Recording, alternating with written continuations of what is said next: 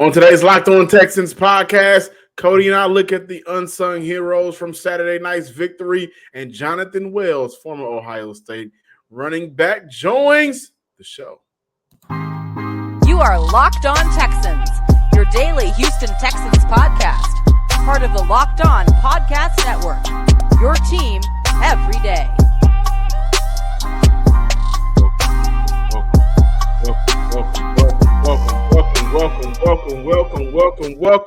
Welcome, Texans fans across the nation, Locked On Texans listeners and viewers, to this Monday episode of the Locked On Texans podcast, a part of the Locked On Podcast Network, your team every day. If this is your first time watching or listening to the Locked On Texans podcast, thank you for stopping by. You could have been anywhere in the world, but you are here with Cody and myself. I'm the Texas football analyst, John, sports guy Hickman.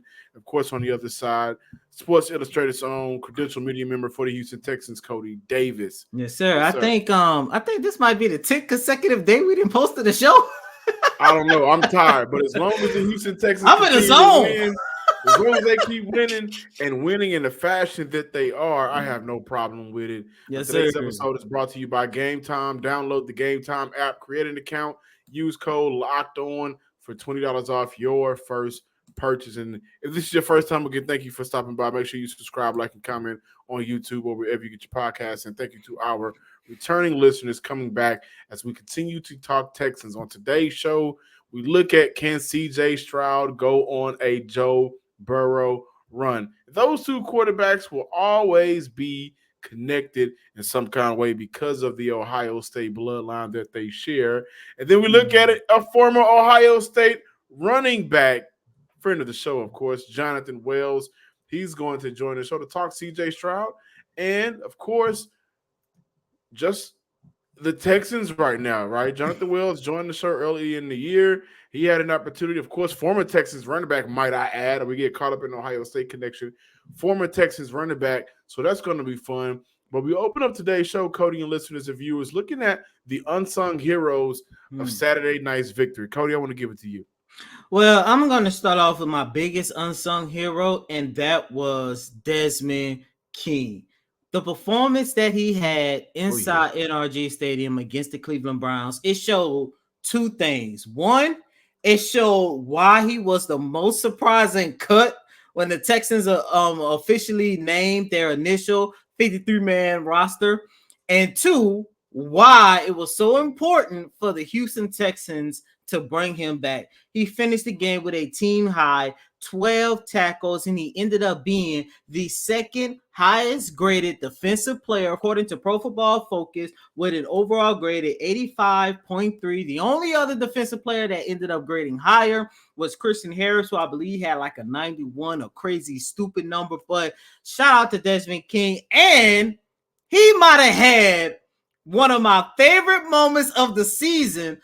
His only quarterback hit came when Joe Flacco decided to, I guess, do his own Michael Vick impression and try to get some scramble. I think Joe Flacco was just falling in slow motion on that one. He's an old man.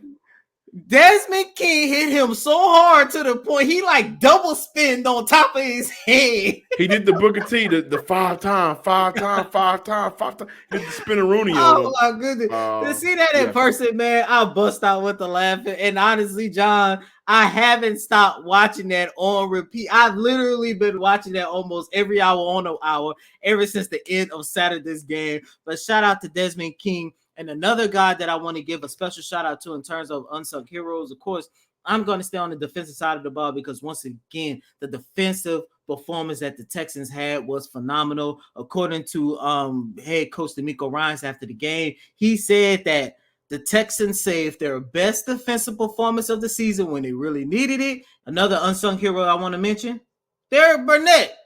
John, you texted me before the game and said, hey, Tierra Tart is a healthy scratch.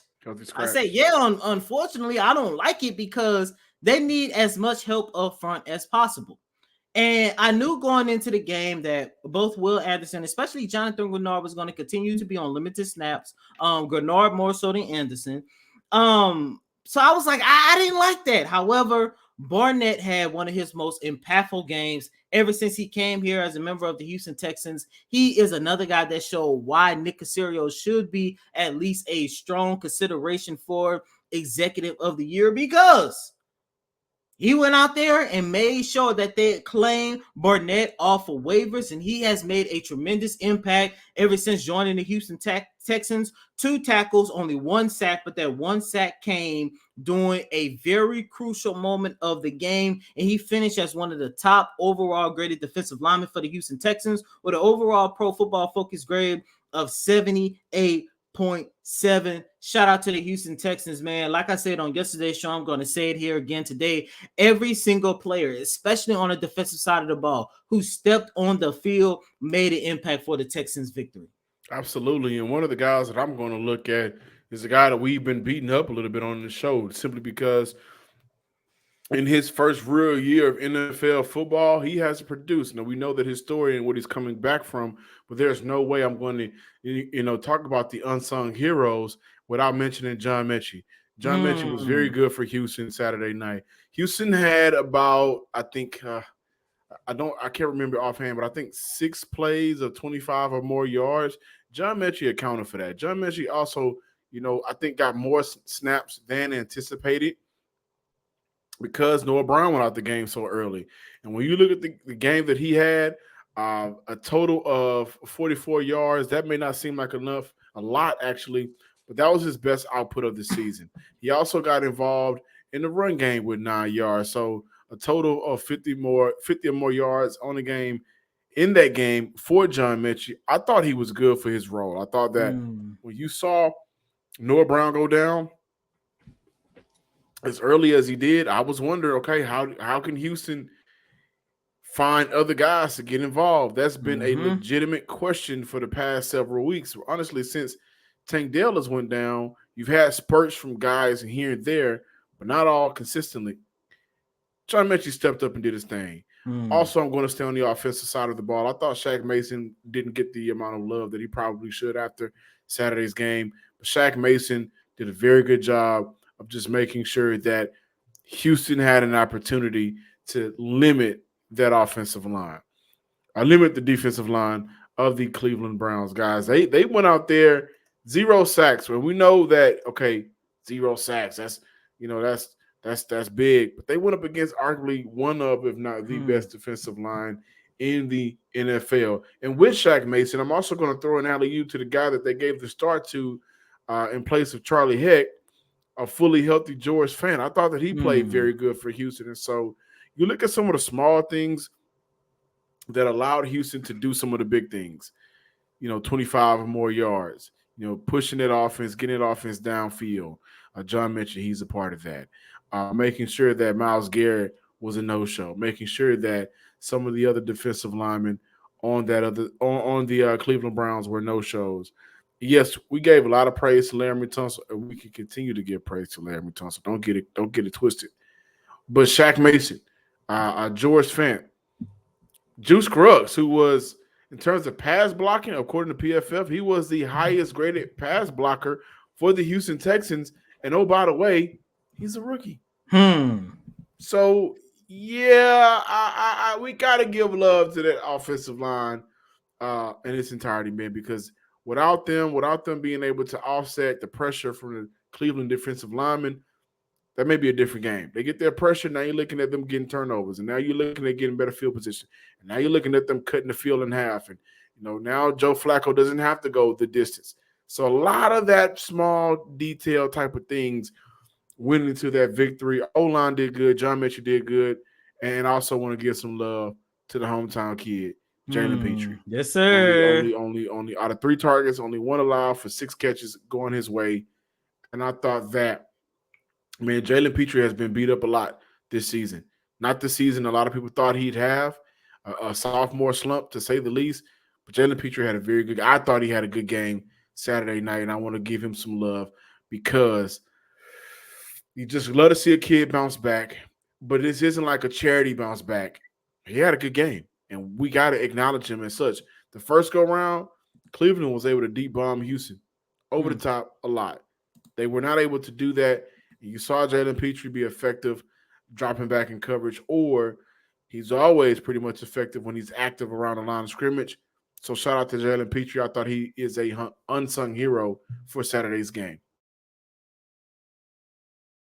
I know we come to talk sports to escape the harsh realities of life, but right now we need to talk about preparing for real life. According to the FDA, pharmacies are running out of antibiotics all the time. Right now, in the middle of the worst flu season in over a decade, guys, this stuff is getting scary outside.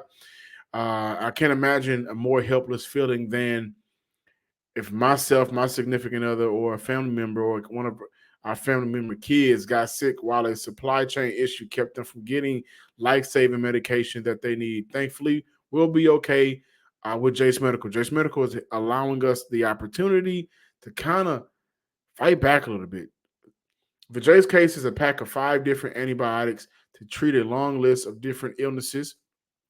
This stuff can happen to any of us, UTIs, maybe respiratory infections, and Jace Medical with the Jace case is trying to help us out. Visit jacemedical.com and complete your physician encounter. It will be reviewed by a board-certified physician,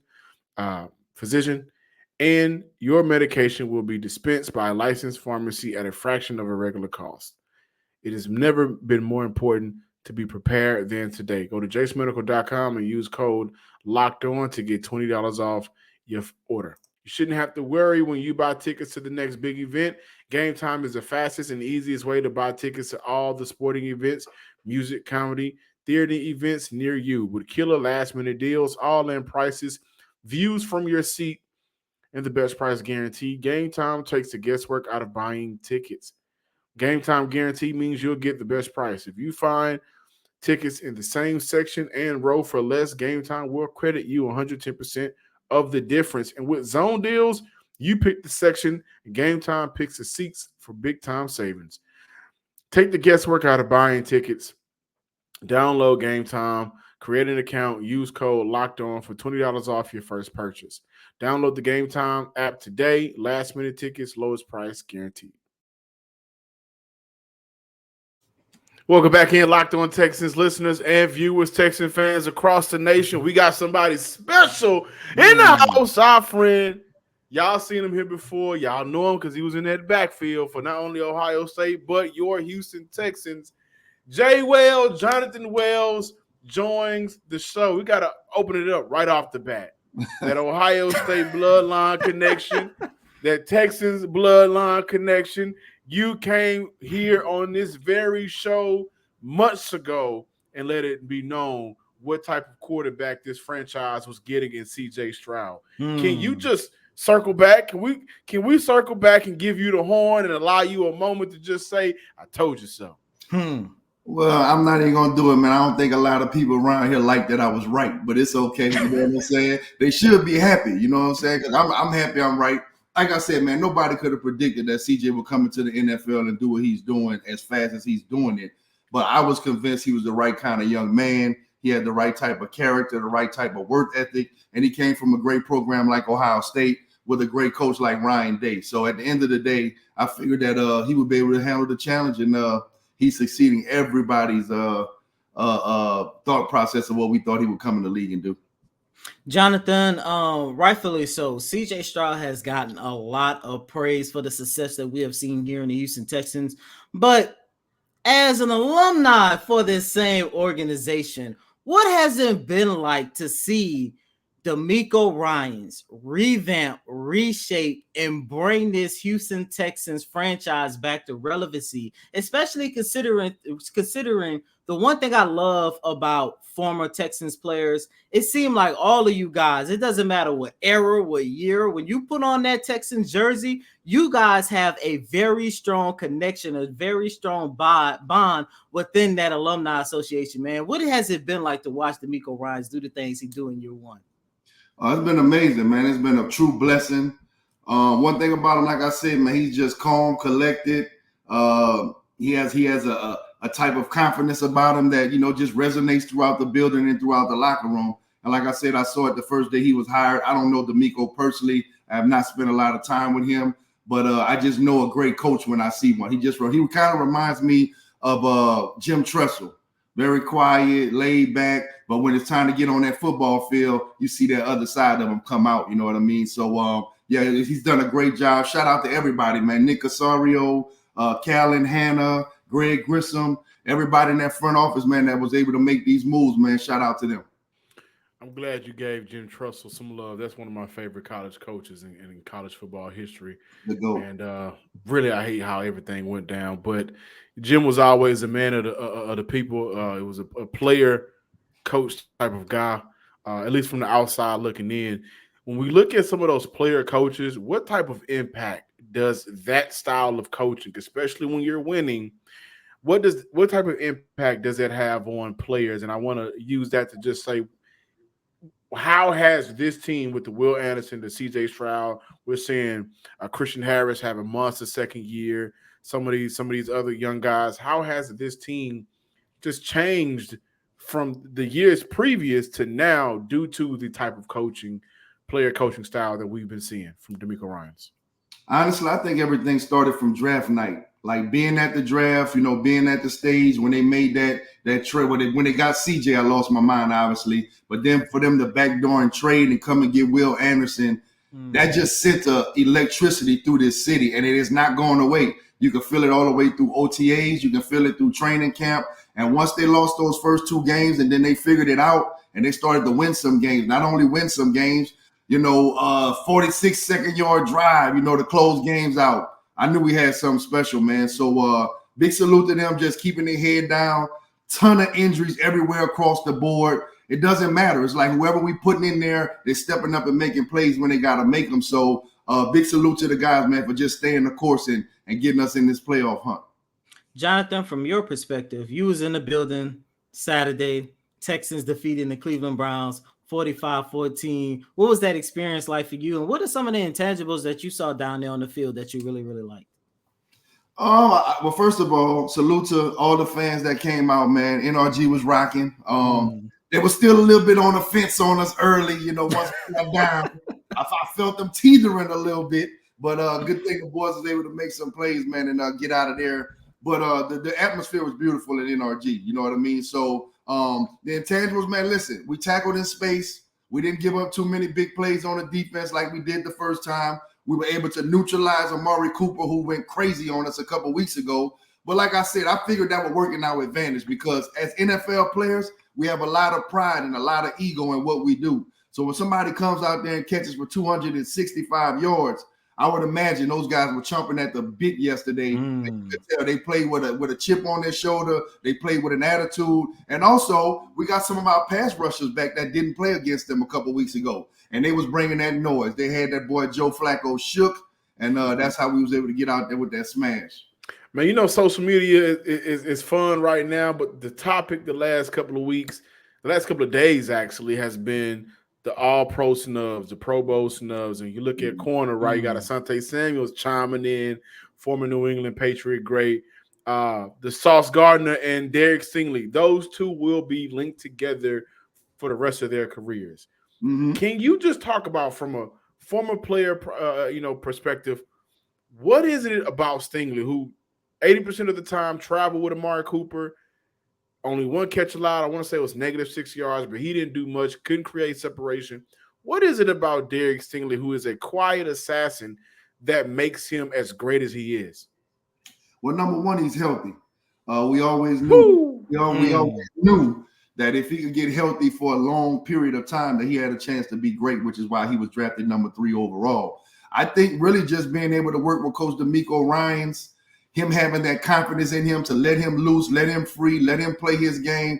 And Stingley, a big boy at the corner. Don't get it twisted. That boy yoked up over there on that corner. He's in great physical shape. He can run with the small guys. He can bang with the big guys. I mean, he's just an overall good-looking prospect at the cornerback, and we need him to be playing his best football, and that's what he's been doing for the second half of the season. I have no idea how this young man is not on the Pro Bowl. Crazy. Yeah, I thought he had an all-pro year. Before we shoot out of here, former running back Jonathan Wells, thank you for stopping by. Can you talk about how impactful Devin Singletary has been for this Houston Texans offense? We cannot leave without talking about their running back position. Yeah, well, I love all my running backs. Shout out to DP and the rest of the crew. But hey, this is a league of opportunity.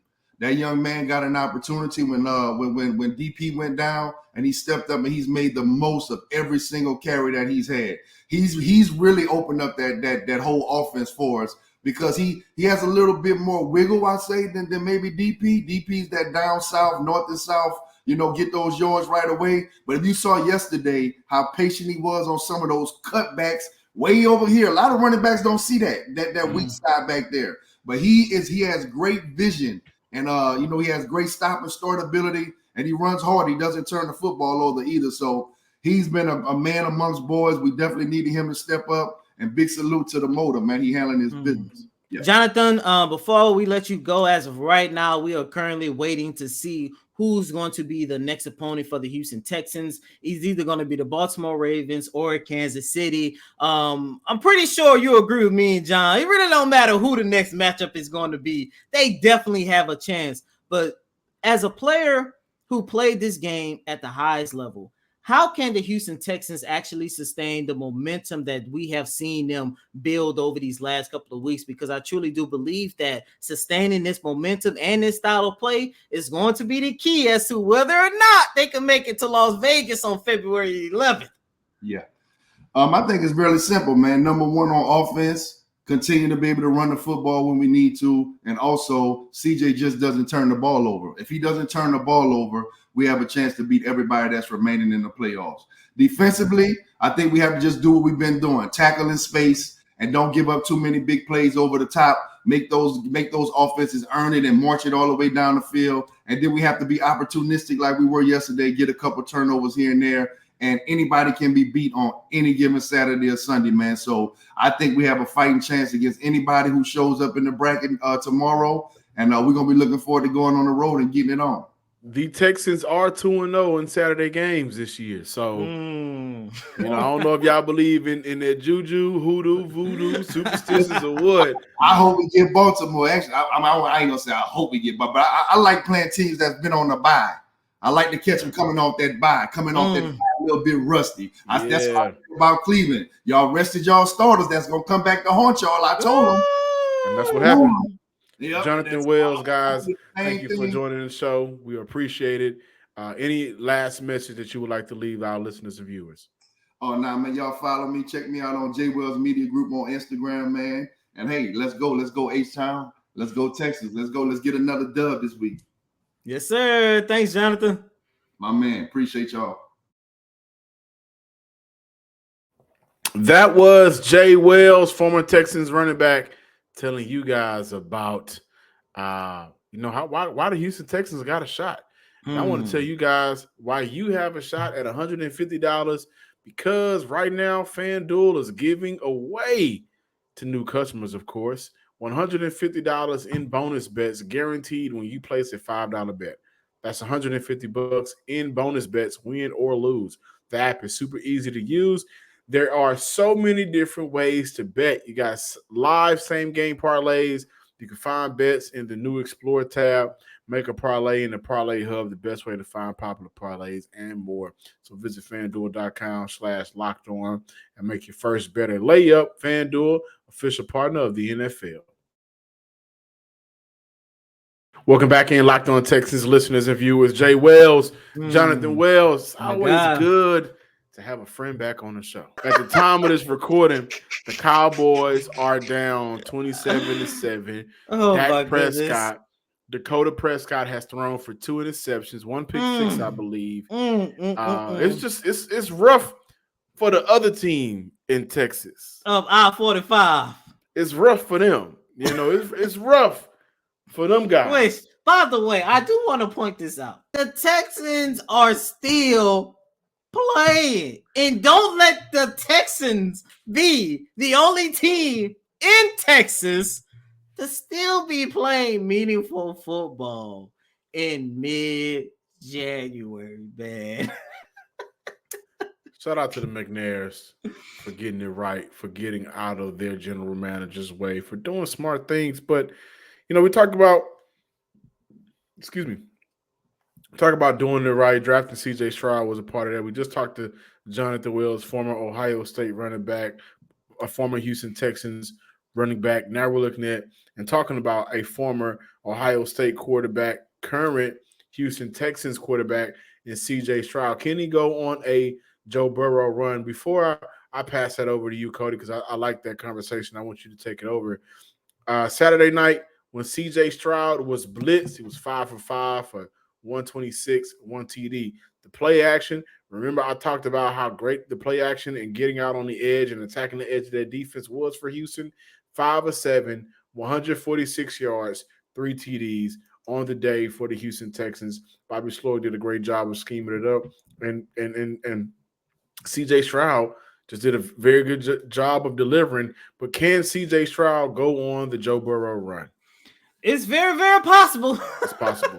It's possible. You know, let's start off with that. You know, it's very, very possible. By the way, that's the best version of the Cinderella story, by the way. The Brandy and Whitney Houston version, but just want to throw that out there. But you know, shout out to Big Sarge, man. This was a conversation that me and him was having inside of NRG Stadium, and he's really brought it to my pray attention. For Big Sarge. He's a Cowboy fan. Oh yeah, he sure is. So y'all be sure to lift him up tonight. But when you go back and take a look at what Joe Burrow was able to accomplish, I believe that was his second year in the league, 2021, helped Cincinnati get all the way to the Super Bowl. They ended up losing to the Los Angeles Rams 23-20 that year. But when you take a look at the fact that Joe was still a young quarterback in the league, still trying to establish himself, you had Cincinnati. They, like the Houston Texans, of course, had a couple bad seasons, revamped themselves over the last, I think there was actually 2 years into their rebuild when they made the Super Bowl. But the similarities, man, it's there. And when you take a look at CJ and you take a look at Joe, it's like, well, one, is he already on that tier, as you can say, as long as we got that quarterback, we can go as far as that quarterback can take us. I honestly do believe that CJ is already in that conversation. And two, and most importantly, you're looking at, once again, a very young quarterback, not only just establishing himself in the league, because it's one thing, and I hate to bring his name up, but you take a look at Deshaun Watson. Year 2 for him was his year of establishing himself in the league. However, it did not result into this type of run. Now, I understand a lot of that regime of the Houston Texans, especially in year 2, had a lot to do. The shortcomings that we saw had a lot to do with the coaching staff. And once again, coaching playing a big difference no matter how talented your team is. But it's like CJ has already surpassed that tier of quarterbacks still trying to establish himself. Can CJ go on a Burrow run? The only thing that I think hinders that is Joe Burrow and the weapons that he had. And do I think Houston, they got Nico, but Joe Burrow and the weapons was different, man. And so I think that could be a deciding factor, because if you play a team like the Baltimore Ravens, if you play a team like the Kansas City Chiefs, very good defense this year, you know, let's say they take away your number one weapon, who else steps up? Mm-hmm. But with CJ, you got faith in the young man, and I'm not mad at Texans fans for saying we could beat Baltimore, we could beat Kansas City, we could beat these teams, because he's that special. He is that special. Thank you guys for listening to this Monday episode of the Locked On Texans podcast. Be sure to like, subscribe, and comment on YouTube at Locked On Texans. Follow us on Twitter/X at Locked On Texans, and give me a follow on Twitter/X at John_Hickman12. Cowboys fans, if you even here right now, I don't know. I don't know what you're doing. Let me take a nap. Did you at least pinch them? By the way, speaking of Cowboys, if they end up losing this game, because at the time of this recording, they are down 27-7. Still got a shot. Do you think by Wednesday we're going to get the Dallas Cowboys have requested to interview Bobby Sloyd? No, I think if they lose this game, we might as well get prepared to see Bill Belichick in Dallas. And as always, I'm your host, Cody F. Davis. Please remember to follow me on Twitter at CodyDavis_24. Once again, that's Cody COTYDAVIS_24. Until next time, ladies and gentlemen, peace.